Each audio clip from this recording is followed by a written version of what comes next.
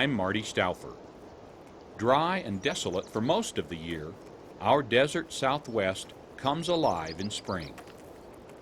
It's early April as I begin a 5-month ride from the border of Mexico all the way to Canada. We'll follow springtime north along the backbone of the Rocky Mountains as we search for wildflowers. My horse Buck, my mule Maggie, and I will travel 3,000 miles up through 5 states, 25 national forests, and 3 national parks. Our journey begins here on the Mexican border, just south of Lordsburg, New Mexico.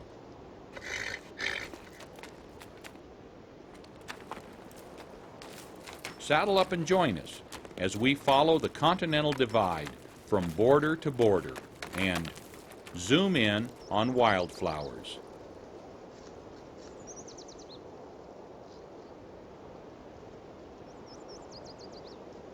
Heading north through the fragrant creosote bushes, we pass a yucca. This remarkable plant, the New Mexico state flower, is a good source of food for desert wildlife and was used for food and soap by both Native Americans and settlers. Its blossoms are truly lovely.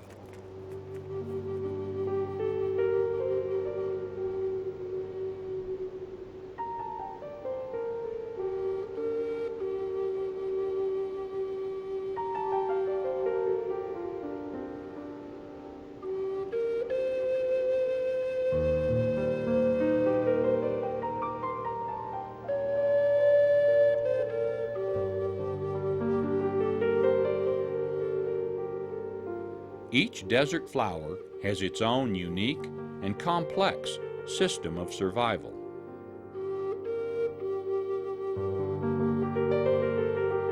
This ocotillo is a survivor that conserves moisture by dropping its leaves when water is scarce. It may do this several times in a single year. The prickly pear cactus is also well adapted to dry country. A waxy coating prevents evaporation.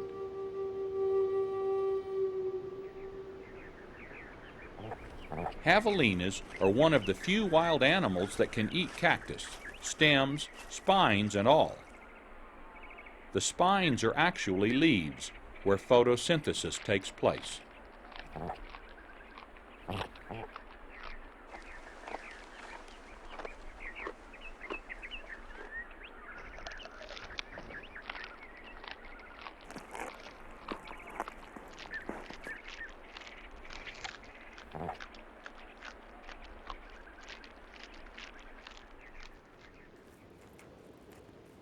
As evening falls, we hurry to make camp.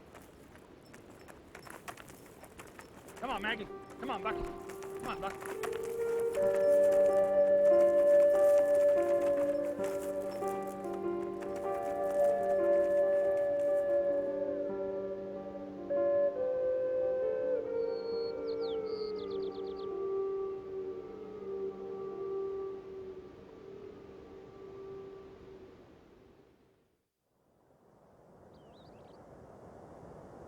We're on the trail early to catch the beauty of sunrise at Chaco Canyon.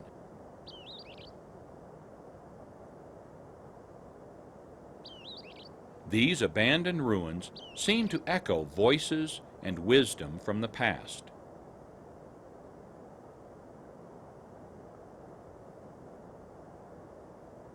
Wildflowers of the high desert bloom where a family once lived.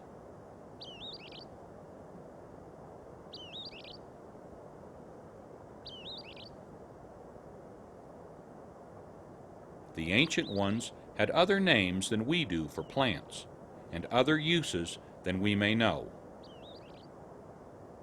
It's sad that much of their knowledge is now lost to us forever. Native Americans made a tea from the seeds of the columbine. It cured headaches and fever, but they knew that the seeds of these poppies are poisonous. Many kinds of wildflowers are still used by the Navajo weavers of today as natural dyes for beautiful wool rugs.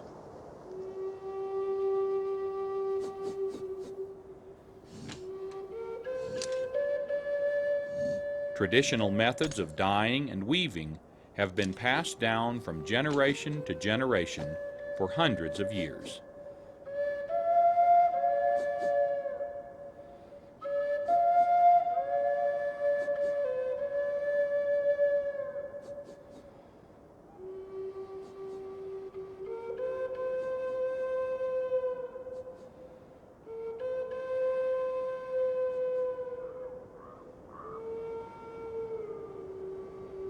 Entering an area of pinyon juniper habitat, we come to an immense natural formation, Echo Amphitheater.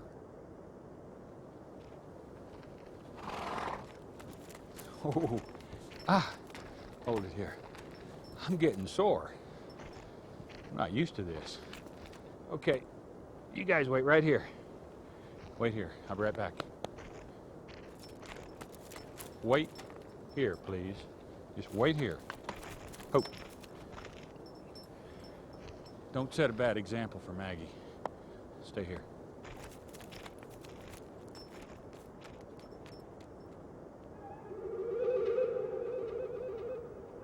Dissolved minerals have streaked these canyon walls with desert varnish.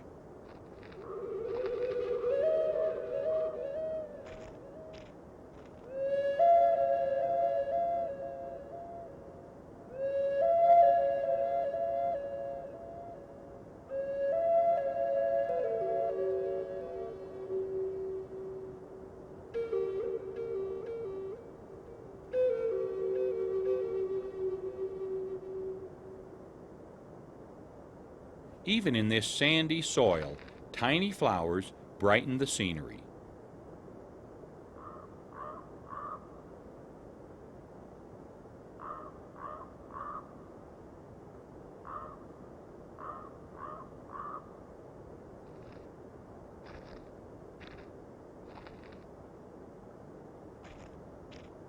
Up on the canyon rim, one of my favorites, bighorn sheep, are feasting on the flowers of spring.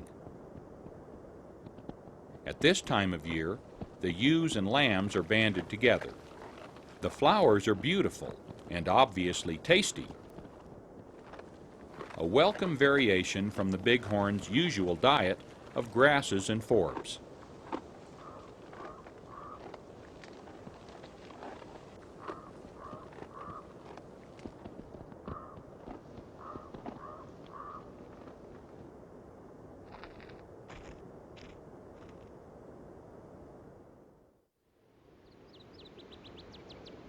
As we move on from Echo Amphitheater along the Continental Divide into Colorado, the terrain changes. At this higher altitude, the plant life also changes, and we enter a new and exciting world, with a lot more moisture.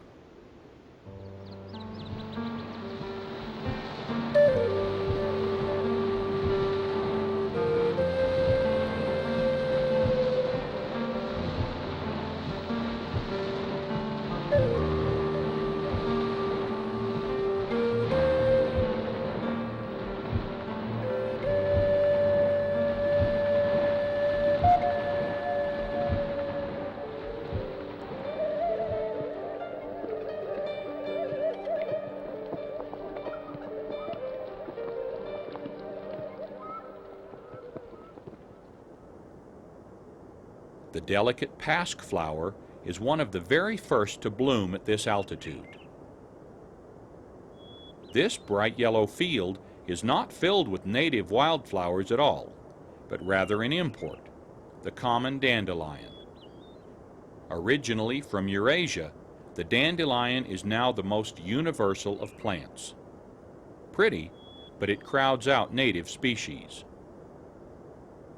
Old-time pioneers thought if they dried this wildflower, fleabane, and stuffed it into their mattresses, they would be rid of fleas. More than 50 varieties of wild daisies grow here in the Rockies.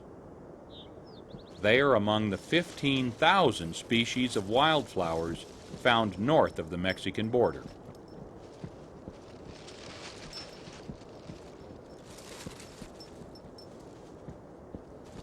With so many plants to look for, I never know what surprising wildflower or wild animal I'll spot next. Will it be a fritillary butterfly on a butterfly weed? Or a little red elephant with its elephant head-shaped flowers? Maybe I'll see a skyrocket gilia that's often called a fairy trumpet.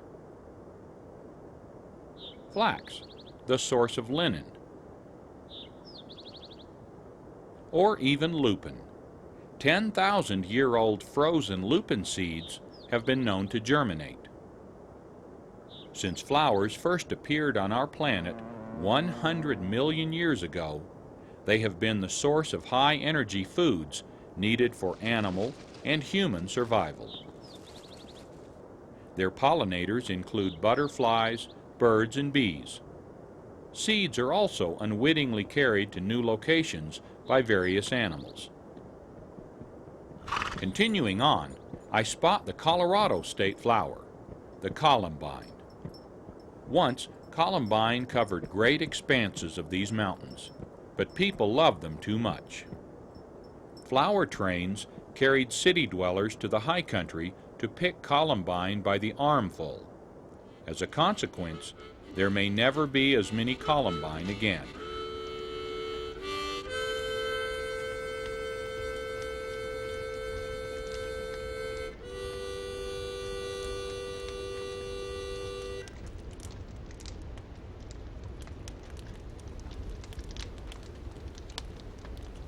You know, it's just amazing how you can stare into a fire for hours. It's fascinating. It just draws your eye in. I wonder. You wouldn't know why that is, would you? No, I didn't think so. I didn't think so, Maggie. But it's an interesting philosophical concept.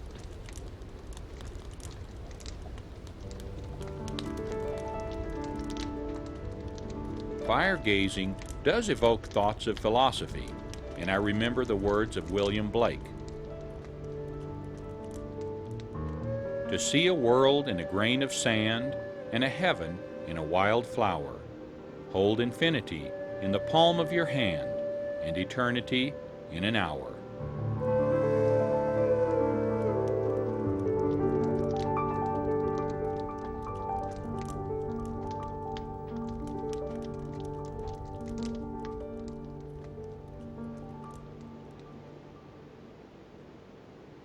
The next part of our journey takes us up into the spectacular wilderness of Rocky Mountain National Park and the incredible wildflowers that survive at elevations of 12,000 feet and up.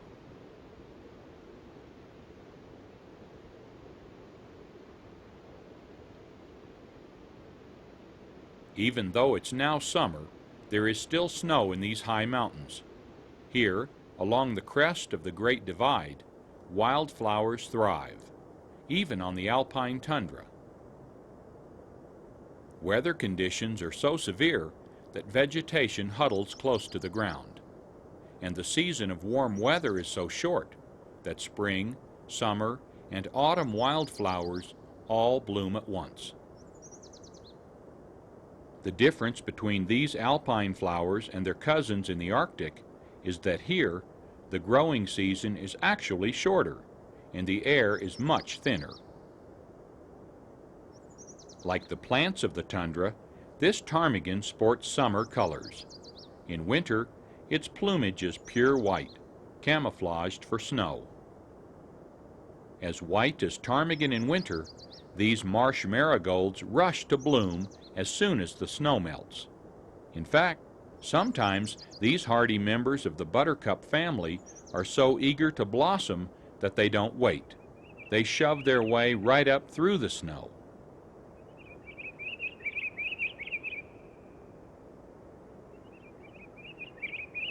Their cousins, snow buttercups, can be even pushier.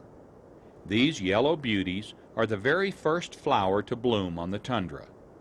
They too will bore a hole through the snow with their own heat, and even blossom before they get to the top, sometimes several feet below the surface of the snow.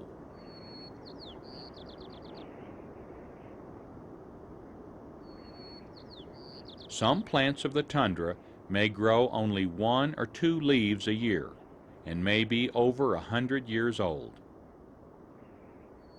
Many alpine flowers, like these forget-me-nots, are only a few inches high. Yet some alpine wildflowers have roots that are 3 inches in diameter and reach 6 feet deep. Others have a leafy cushion designed to hold in heat.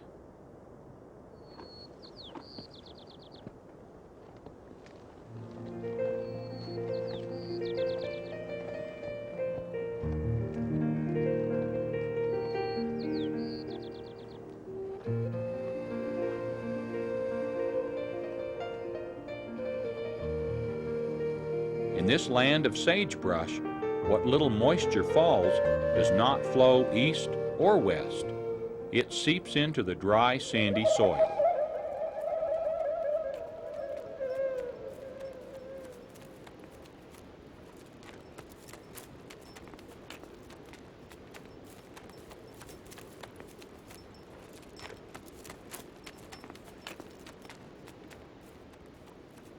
Then sagebrush captures it through extensive root systems and supports the growth of other plant life.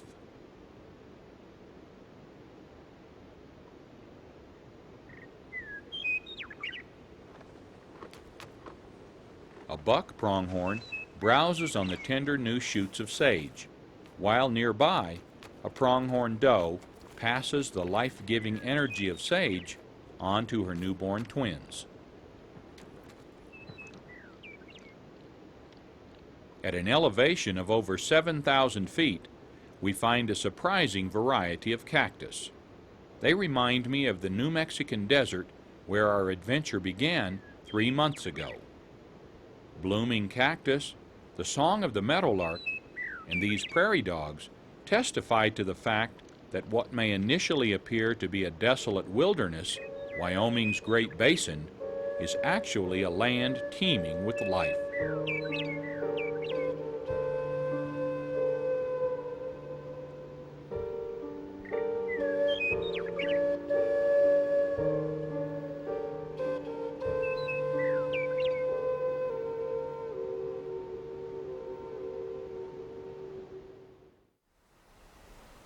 A few hundred miles farther north in Wyoming, Buck, Maggie, and I re-enter the Rockies on a carpet of color.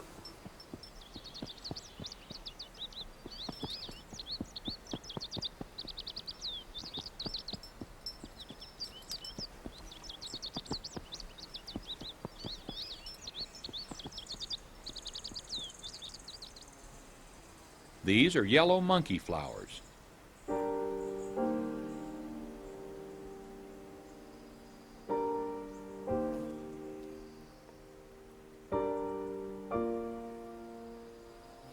Over there are bluebells.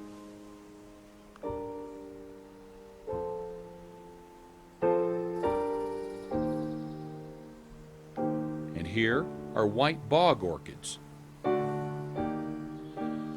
And these are flowers that almost everyone recognizes.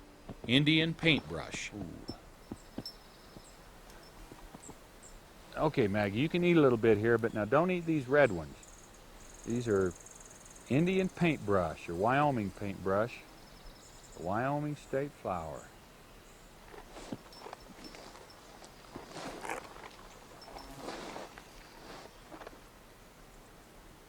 That's a good girl. Just eat around him. Yeah. It's strange how sometimes you get the feeling that something's watching you. This time, I see the chicks, but the great horned owl parents are probably off hunting.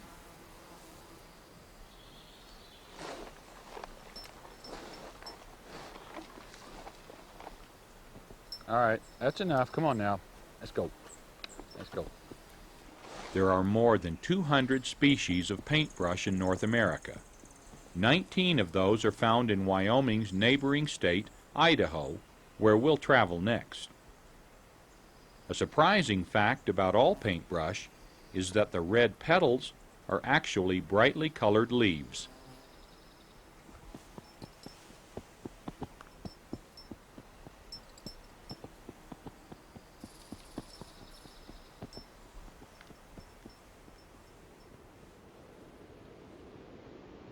Moving on through Yellowstone Park, we come to a burned area and recall the great fires of 1988. In my mind's eye, I can see the pillars of flame that swept through here and cleaned up a couple hundred years' worth of deadfall.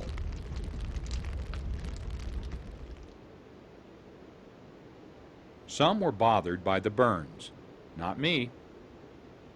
I'm always amazed at the miracle of Mother Nature. Here in the ashes, seeds that were dormant for years sprang to life. Burned meadows and forest floors sprouted new growth. And wildflowers were among the very first to regenerate. In fact, many seeds must be subject to fire in order to sprout.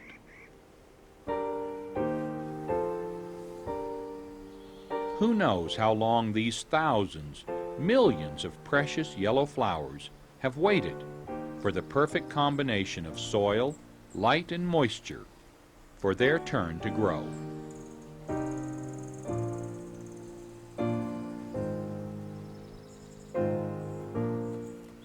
After a forest fire, fireweed rushes to cover the burned areas.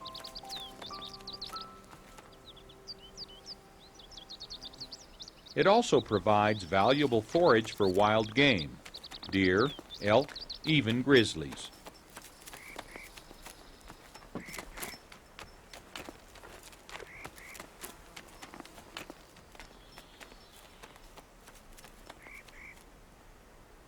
In the fading rays of sunset, fireweed can look like a bed of glowing embers. I love the way its flowers slowly bloom up to the top of the stalk.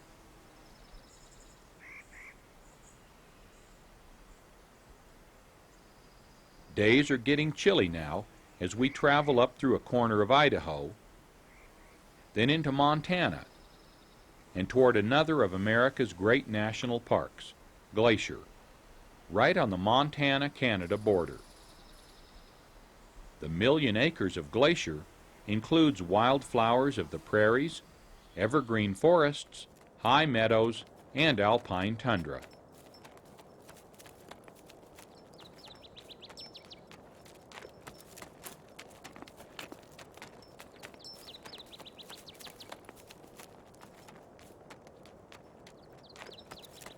At St. Mary Lakes, we encounter an elk herd frolicking in the water, having a great time.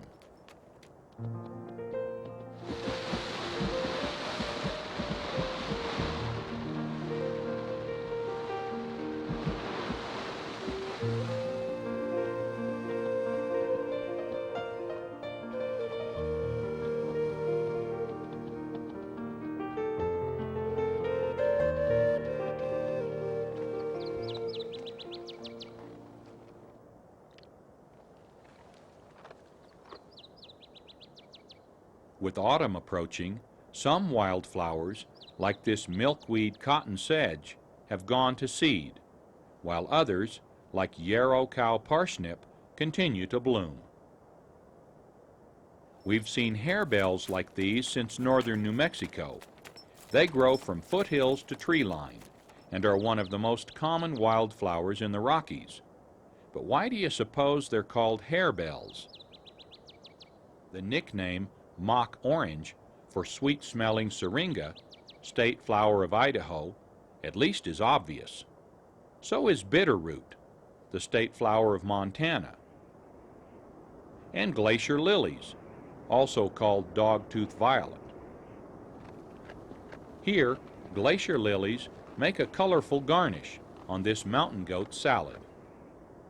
In fact, parts of these peculiar and beautiful plants form a major food group for moose, bighorn, and bear, not to mention many other creatures, large and small. This wildflower has one of the most picturesque names of all, butter and eggs. It's not hard to guess where that name came from. One of the outstanding and unique wildflowers of Glacier National Park is beargrass, which is not really a grass at all, but a tall stalk with a cluster of hundreds of small single flowers. That cluster may be as much as 8 inches tall. Beargrass does not flower every year, sometimes only once in every 5 to 7 years. Bear do sometimes eat the tender spring leaves, an observation that may have led to its name.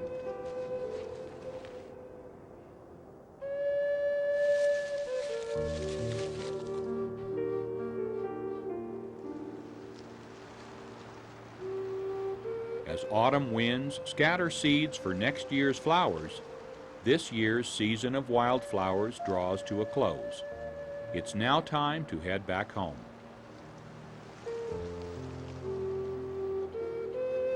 It's been a great summer to zoom in on wildflowers. I'm Marty Stouffer. Until next time, enjoy our wild America.